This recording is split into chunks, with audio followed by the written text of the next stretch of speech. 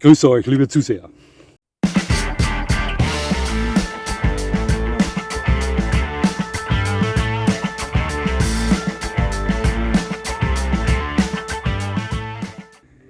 Nochmal herzlichst willkommen, liebe Zuseher, hier auf meinem Kanal. Ich freue mich sehr, dass Sie da sind. Ja. Es ist zwar aktuell gerade etwas bewölkt, aber es ist brutal heiß und diese Hitze hält jetzt schon weit über einen Monat an bei uns. An alle Österreicher, es hat einen festen Hodern, einen anständigen Lack, einen ordentlichen Knaster. Ja, besonders fällt mir auf, dass bei diesen Temperaturen der Appetit meines Hundes drastisch nachlässt. Also so schlecht wie die letzten 3-4 Wochen hat Vito noch nie gefressen. Aber scheinbar haben dieses Problem die meisten Hundebesitzer. Zumindest habe ich das schon in der unmittelbaren Nachbarschaft so mitbekommen. Ja. Dieses Video hat ein etwas starkes, längeres Vorwort, das sehr wichtig ist zum Thema, meiner Meinung nach. Sie können das natürlich jetzt vorspulen, aber ich würde meinen, dass dieser Beitrag dann etwas aus dem Kontext gerissen wird. Ja? Aber tun Sie, wie Sie wollen. Ja? Ich kann mich erinnern, dass bei einem meiner Videos mir mal vorgeworfen wurde, ich würde mit diesem Video absichtlich ein gewisses Klientel triggern, wie man heute sagt. Ja? Und es würde mir dabei nur um Klicks gehen.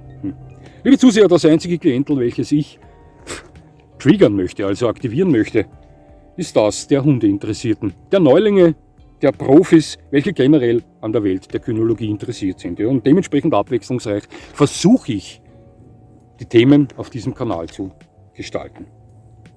Ja. Schauen Sie, in einer Zeit, in welcher unseren Buben häufig heute der Griff zum Spielzeug-Cowboy verwehrt wird, weil dieser einen Revolver in der Hand hält oder im Holster führt. Ja. Und deswegen als Verursacher für später geistige Fehlentwicklung gelten kann. Ja.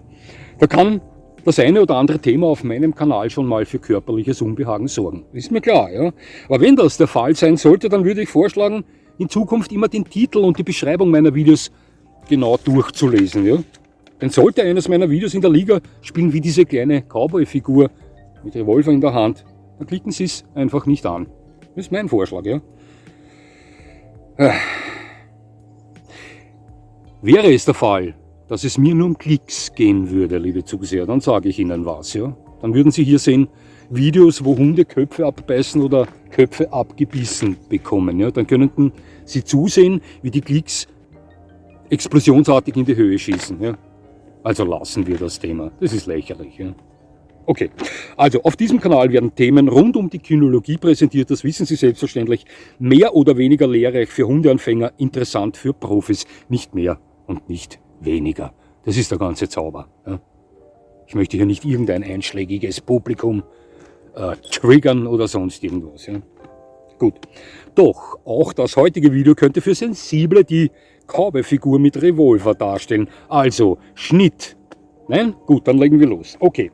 20 Hunderassen, die für mich zu den 20 besten Schutzhunderassen zählen. Um das geht es heute. Ja. Ist natürlich auch ein Thema, das aneckt. Besonders heutzutage. So vieles ist heute schlecht, was früher gut war. Dabei ging der Schutz durch den Hund, die Selbstverteidigung mit Unterstützung des Hundes, seit Urzeiten Hand in Hand mit Hund und Mensch. Das war schon immer so. Ja? Seit unser bester Freund bei uns ist. Aber dann kam die Cowboy-Figur und wir sind da, wo wir heute sind. Ja? Bevor ich hier loslege, möchte ich Ihnen kurz ein Erlebnis von Vito und mir erzählen, das nicht letzten Winter, sondern im Winter davor stattgefunden hat. Es war schon dunkel, Nachmittag. Wie aus dem Nichts schlitterten Vito und ich in eine ziemlich unangenehme Situation mit einer Person in Begleitung. Ja. Gleich vorneweg möchte ich betonen, ich bin der letzte Mensch, der Gewalt verherrlicht. Ja, ich bin einfach nur ein Mensch, der überhaupt nicht nach dem Motto lebt, wenn dich jemand auf die rechte Wange schlägt, dann halt ihm auch die andere hin. Das ist alles. Ja. Schauen Sie, man kann über alles reden, wenn man diskutiert, streitet und so weiter. Doch zum Reden gehören immer zwei. Und wenn Sie ein Gegenüber haben, das unter keinen Umständen reden möchte, sondern handeln möchte, ja, dann bleiben Ihnen nur zwei Optionen. Die erste ist, aus dieser Situation wegzuflüchten und die zweite ist, sich dieser Situation zu stellen. An diesem Tag blieb mir nichts anderes über, als mich dieser Situation zu stellen. Und ich sage Ihnen was, obwohl ich gleich erkannte, dass mein Gegenüber eher nicht zu den pflanzenfressenden Fluchttieren gehört, ja, machte ich mir um mich überhaupt keine Sorgen. Ja. Wissen Sie, um wem ich mir Sorgen machte? Um meinen Hund. Ich dachte mir, wenn der mir jetzt die Lampen ausknipst, ja, und ich da eine halbe Minute oder eine Minute vielleicht bewusstlos vor dem am Boden liege, weil der durchdreht, was ist dann in dieser Zeit mit meinem Hund? Ja? Wir waren recht weit weg von zu Hause. Der hätte von dort nach Hause gefunden. Wäre er vielleicht davon gelaufen. Ja? Aber er hätte 2 stark befahrene Straßen überqueren müssen und so weiter. Außerdem hätte es sein können, dass während ich da ausgenockt da liege, mein Hund mit dem zu kämpfen beginnt. Oder der meinen Hund zu bekämpfen beginnt und so weiter. Ich machte mir in diesem Moment keine Sorgen um mich. Ich sorgte mich in dem Moment um meinen Hund, weil ich nicht wusste, wie der reagiert, wenn es hier jetzt kracht. Wir waren in solchen Situationen noch nicht. Ich sage Ihnen, was war. Ja?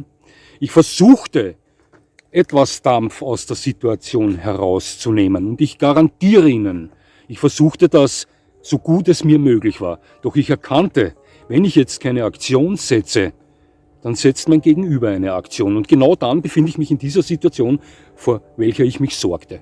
Der knipst mir vielleicht die Lichter aus und ich weiß nicht, was in dieser Zeit mit meinem Hund ist. Also setzte ich eine Aktion.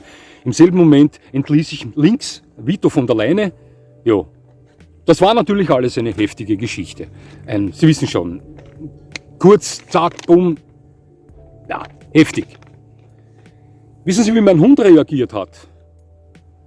Das hat auch mit dem Video zu tun, werden Sie gleich hören, wieso.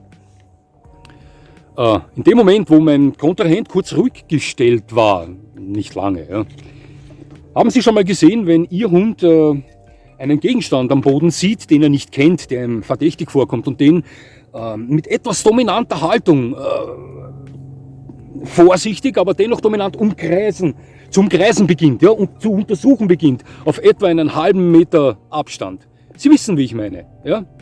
Und genauso verhielt sich mein Hund. Das war für mich ein klar erkennbares, angespanntes, dominantes Körperverhalten. Nicht aggressiv, aber es war angespannt, dominant. Er ist also nicht davon gelaufen, bei diesem plötzlichen, schnellen Tumult. Und er ist auch nicht teilnahmslos daneben gestanden.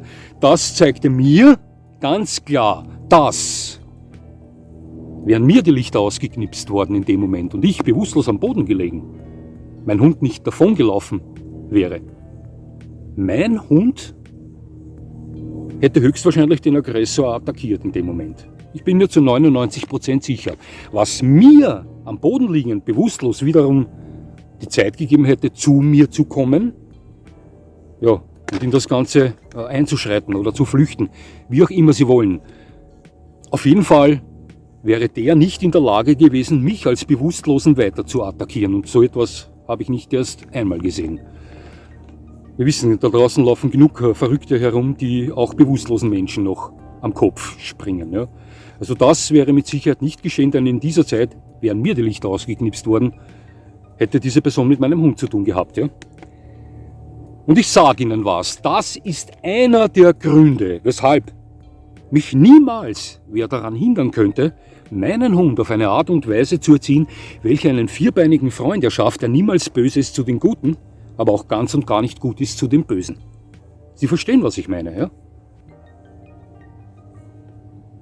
Alle unsere Hunde sind Gold wert. Keine Frage. Völlig egal, ob Schutzhund oder nicht. Das ist eine klare Sache und ich weiß, dass Sie mir das glauben, denn Sie kennen mich, wenn Sie meinen Kanal schon länger glauben. Doch ein gesunder, natürlicher Schutztrieb ist für mich wie das Sahnehäubchen am Hund. Ja?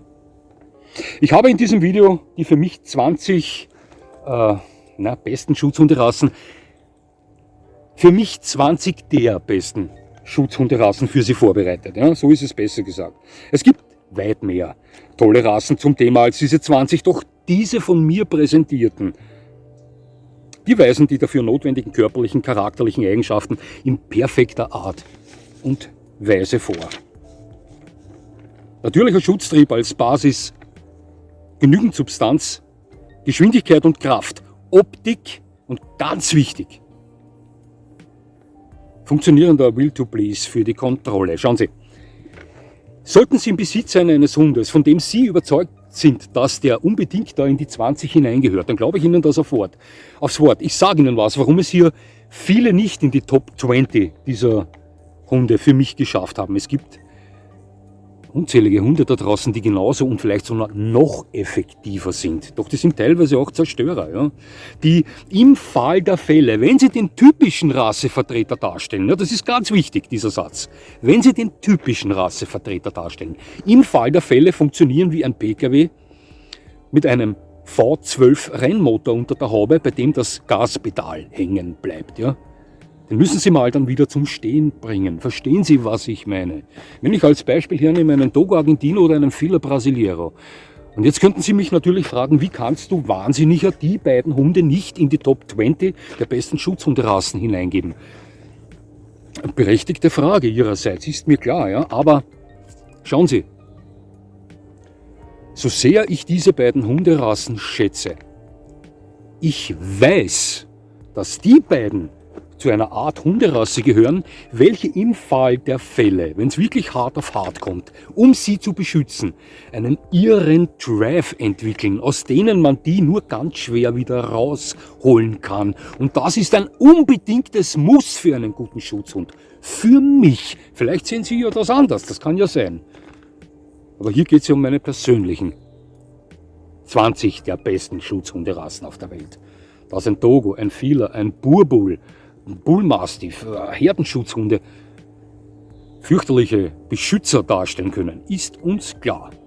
Aber ich habe mich jetzt erklärt. Also, weiter, denn ich weiß, Sie warten schon. Legen wir los. Das ist kein from worst to best, sondern einfach alles am selben Level. Die Reihenfolge ist bunt zusammengewürfelt. Das Einzige, was ich getan habe, ich beginne mit den kleineren dieser 20. So, aber jetzt geht's los.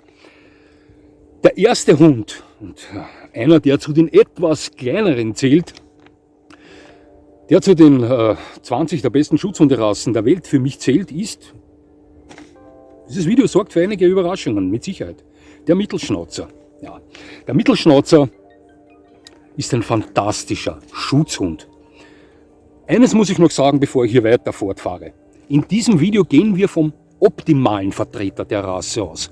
Ein Hund mit gesundem Charakter, ja, der den typischen Vertreter der Rasse darstellt. Es gibt mit Sicherheit Vertreter der Rassen, die ich jetzt nennen werde, da draußen auf der Welt, die völlig ungeeignet sind als Schutzhunde. Das ist uns jedem klar. Ja. Wir nehmen jetzt den typischen Rassevertreter her, ja, und der wird hier ja, beurteilt, wenn ich so sagen kann. Nochmal zurück, Mittelschnauzer, fantastischer Schutzhund. Ich hatte die Freude und die Ehre, mit mehreren Mittelschnauzern an der Schutzarbeit zu arbeiten. Ich sage Ihnen was, da geht nicht viel ab vom Riesenschnauzer. Klar, der Hund ist manchmal 30 Kilo leichter. Dass der nicht die derartige Power des Riesenschnauzers, des großen Bruders mitnehmen kann, ist eine Selbstverständlichkeit dennoch. Der hat einen eisernen Griff, der hat einen unbändigen Willen. Dieser Hund ist mit einem hohen Will to Please ausgestattet, wenn man ihn führen kann. Es gibt viele sture Mittelschnauzer, ganz klar. Aber wenn man mit diesem Hund umgehen kann, haben Sie mit diesem Mittelschnauzer einen mittelgroßen, zuverlässigen Schutzhund, der genug Power und Überzeugung mitbringt, ja, Sie im Fall der Fälle auch wirklich zu beschützen. Und das auch kann. Das garantiere ich Ihnen. Mittelschnauzer. Der nächste Hund, der Sie ebenfalls vielleicht überraschen wird, weil er relativ klein ist der Australian Cattle Dog. Ja? Der Australian Cattle Dog, Sie wissen schon, Mad Max, Australian Cattle Dog. Ein Hund, mit dem man sehr gut zusammenarbeiten kann. Ein Hund, der die Power von 10 cm größeren Hunden besitzt und einen eisernen Griff hat. Bull Terrier drinnen, also bei der Erschaffung mit eingezüchtet worden, einen dementsprechend eisernen Griff hat dieser Hund. Der Hund ist wahnsinnig schnell, hat einen natürlich ausgeprägten Schutztrieb, unheimlich viel Power für seine Größe. Top, mittelgroßer Schutzhund. Australian Cattle Dog. Nicht nur ein Geheimtipp. Der nächste, der vielleicht für ein sorgen könnte, ist der Appenzeller Sennenhund. Ja, der Appenzeller Sennenhund, auch gerne genannt Schnappenzeller. Diese Hunde haben Feuer. Diese Hunde haben ein angeborenes Misstrauen Fremden gegenüber. Die haben einen sehr stark ausgeprägten Schutztrieb. Und obwohl Sennenhunde nicht die besten Gebrauchshunde, also mit dem größten Will to Please sind, sah ich schon schöne Arbeiten mit diesen Hunden. Also ein Will to Please ist da. Man muss nur umgehen können mit diesem Hund. Und wenn man diesem Hund gekonnt formt, stellt der Appenzeller Sennenhund, obwohl der vielleicht an die 30 Kilo schrammt, ja, wenn es ein schwerer ist, also aber zumeist unterhalb zu Hause ist, einen Top-Schutzhund da, bei dem sich niemand verkühlen sollte. Ja. War Nummer 3, Appenzeller Sennenhund. Jetzt ein Hund, der etwas größer wird, nicht immer, aber zumeist. Catahoula Leopard Dog, ein Top-Schutzhund. Leider kam ich noch nie in den Genuss, mit einem Leoparden an der Schutzarbeit zu arbeiten. Ich sah viele Leoparden schon auf Ausstellungen. Ja. Denn sonst werden Sie zumindest in den Umgebungen, wo ich unterwegs bin, nie auf einen Catahoula Leopard Dog treffen. Wunderschöne Hunde. Muskelpakete, blitzschnell, hoher Will to Please, natürlich ausgeprägter Schutztrieb. Dieser Hund, von Ihnen gut geführt, ist ein Top-Schutzhund. Übermittelgroß, manchmal sogar schon fast groß. Draußen laufen Catahoulas herum mit 66 cm Schulterhöhe, das ist kein kleiner Hund mehr. Ja? Also, Catahoula Leopard Dog, für mich einer der 20 besten Schutzhunderassen der Welt. Ja? Meine Meinung. Jetzt werden wir schon etwas höher. Ein Hund, der vielleicht nicht für Überraschung sorgt, ja? Aber auch nicht unbedingt für jeden zu den 20 besten Schutzhunderassen der Welt zählt. Für mich tut er das. Airedale Terrier. Ich durfte schon einige Male Schutzarbeit mit Airedale Terriern genießen. Tophunde. Schnell, harter Griff, entwickeln viel Power, die Mücken zerstechen mich gerade. Aber ich ertrage das für sie. Airedale Terrier, Tophund. Ein guter Airedale Terrier aus guter Zucht, von Ihnen gut erzogen, besitzt auch einen natürlichen Schutztrieb. Das ist ein zuverlässiger Beschützer. Und glauben Sie mir, als Schurke möchten Sie es mit einem überzeugten Airedale Terrier nicht zu tun haben. Ne? Also Airedale Terrier, einer der 20 besten Schutzhunderassen für mich. Ganz toll. Einer meiner Lieblinge, für mich einer der besten Kinderhunde auf der ganzen Welt, aber ebenso auch einer der besten Schutzhunde, ein deutscher Boxer. Und ich sage Ihnen was, ein gut gehaltener, erzogener deutscher Boxer von guter Linie ist beim Thema Schutz eine Macht.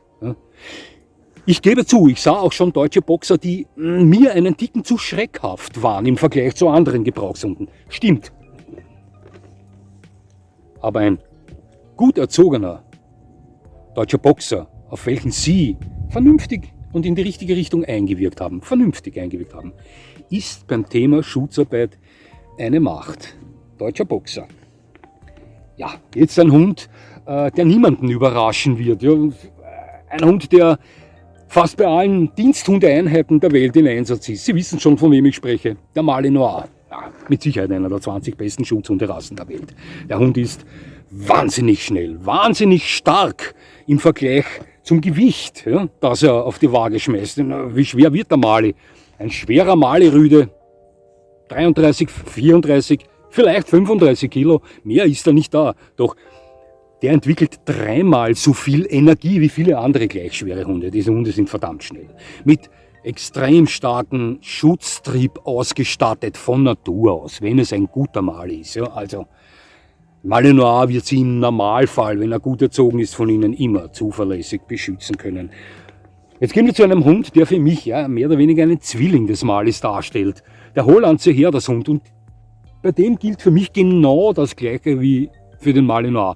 Natürlich könnte man jetzt Erbsen herausbieten, aber schauen Sie, ich sage Ihnen was, die Charakterunterschiede zwischen Hollandse Herdershund und Malinois sind derartig gering, ja, dass es für mich fast schon ein und derselbe Hund ist. Ich weiß schon, ja, Mali-Fans und Hollandse Hundefans werden jetzt vielleicht aufschreien, nein, weil schau, ist mir klar, aber schauen Sie, ja, für mich sind die beiden fast Zwillinge. Ja. Also, einer der 20 besten Schutzhunderassen auf der Welt, ganz klar. Der Hollandse Herdershund. Ja. Jetzt der erste Molosser. Der American Bulldog, egal welcher Typ. Ob Scott-Typ, Johnson-Typ oder Hybrid-Typ.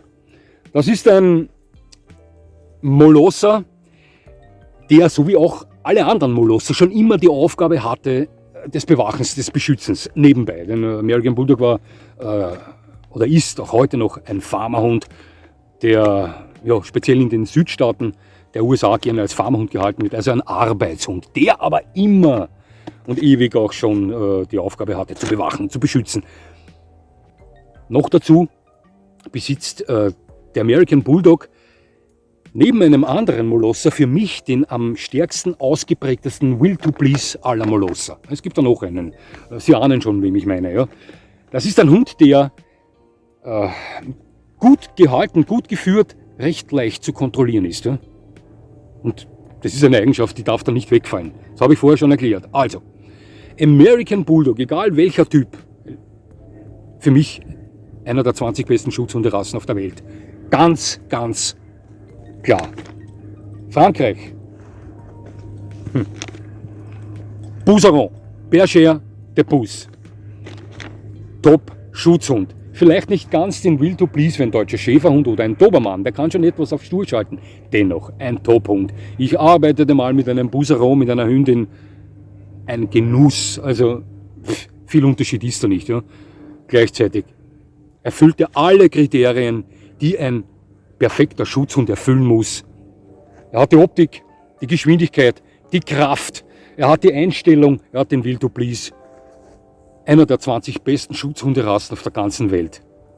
Der französische Bouseron.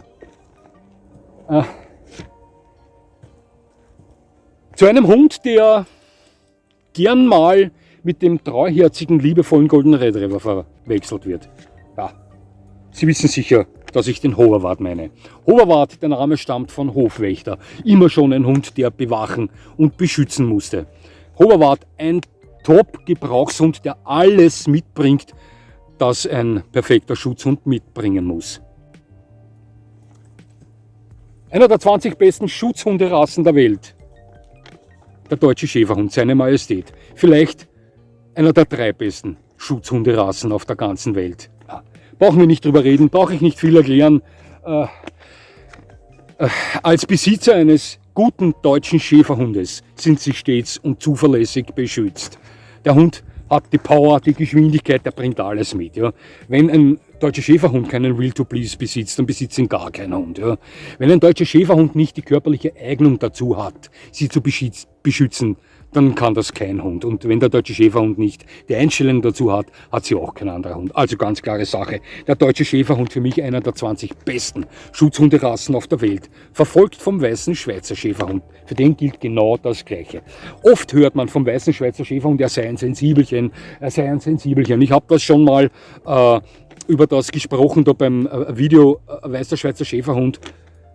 War das ein Vergleichsvideo mit dem deutschen Schäferhund oder war das ein Spezialvideo über den weißen Schweizer? Ich weiß gar nicht mehr so genau. Ja. Schauen Sie, allein hier in Neudorf kenne ich 3 weiße Schweizer Schäferhunde. Also von Sensibelchen haben die in ihrem ganzen Leben noch nie etwas gehört. Ja.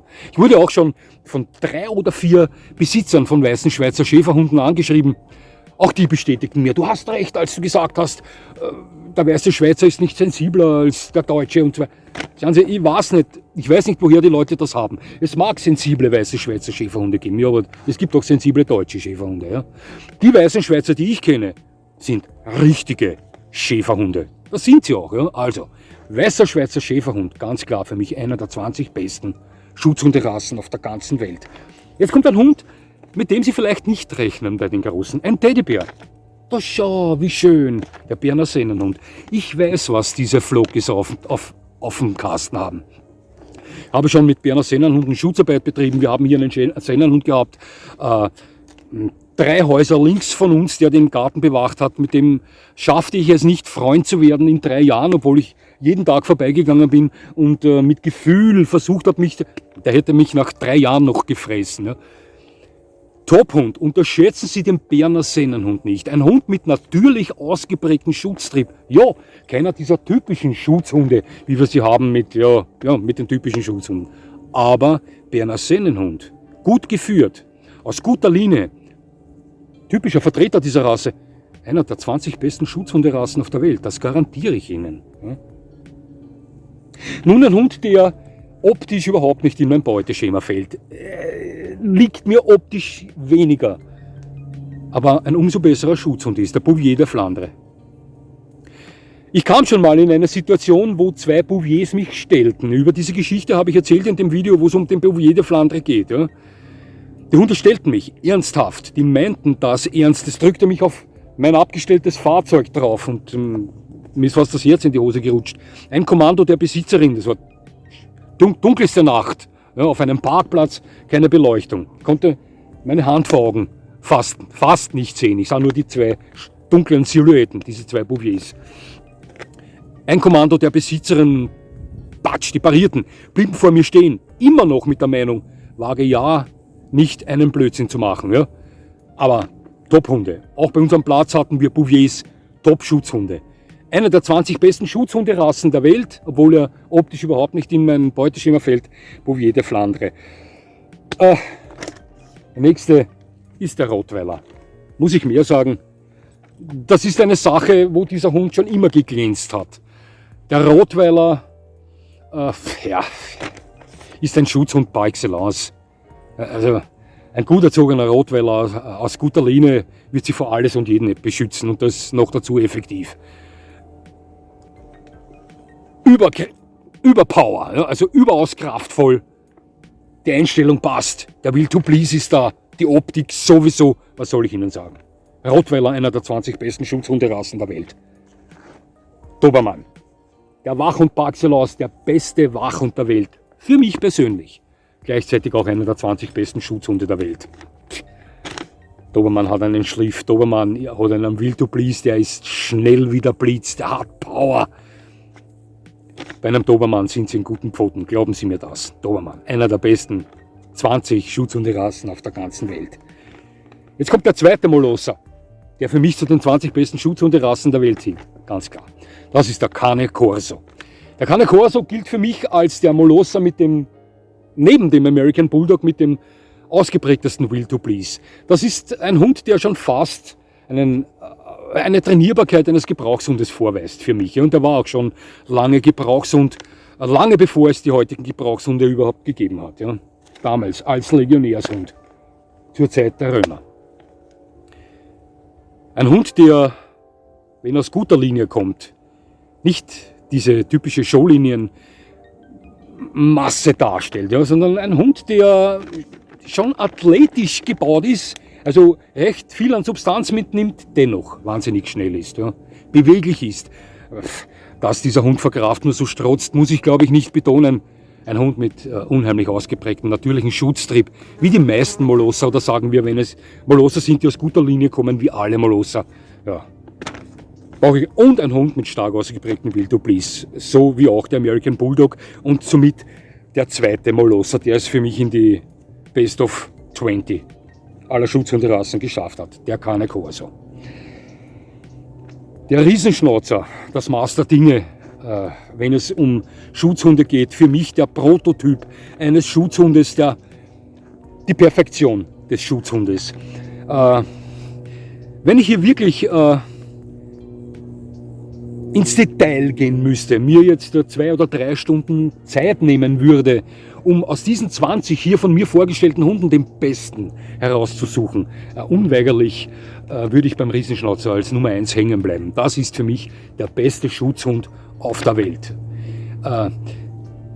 Alle Eigenschaften, die es zu erfüllen gibt, erfüllt für mich der Riesenschnauzer am besten. Also, Riesenschnauzer, einer der 20 besten Schutzhunderassen auf der ganzen Welt. Und der letzte, die Nummer 20, aber nicht der letzte, ich sagte ja vorher schon, hier geht es nicht from worst to best, sondern das ist bunt durcheinandergewürfelt, ist der osteuropäische Schäferhund. Das ist ziemlich der größte mit dem Riesenschnauzer bei diesen 20 und das ist ein fantastischer Schutzhund. Ein fantastischer Schutzhund, der ähnliches Wesen wie der deutsche Schäferhund vorweist, etwas ruhiger ist, aber ähnlichen Will to Please zeigt und auch ansonsten ja, alle positiven Eigenschaften, wenn es zum Thema Schutzhund kommt, zeigt, wie sie der deutsche Schäferhund zeigt. Ergo, er gehört zu den 20 besten Schutzhunderassen auf der ganzen Welt. Ja, liebe Zuseher, das waren meine 20 der besten Schutzhunderassen auf der Welt. Was ja nicht bedeutet, dass Sie mir da jetzt bei jedem einzelnen Hund dazu stimmen, aber ich bin mir sicher, ganz sicher, dass zumindest 3 oder 4 bei diesen 20 dabei sind, ja, wo wir eine Schiene fahren, Sie und ich. Davon bin ich überzeugt. Ja. Okay, hat mich sehr gefreut, dass Sie mir zugesehen haben. Ich würde mich natürlich freuen, wenn Sie mir weiterhin zusehen. Und jetzt wünsche ich Ihnen noch einen schönen Tag. Und das war's schon wieder.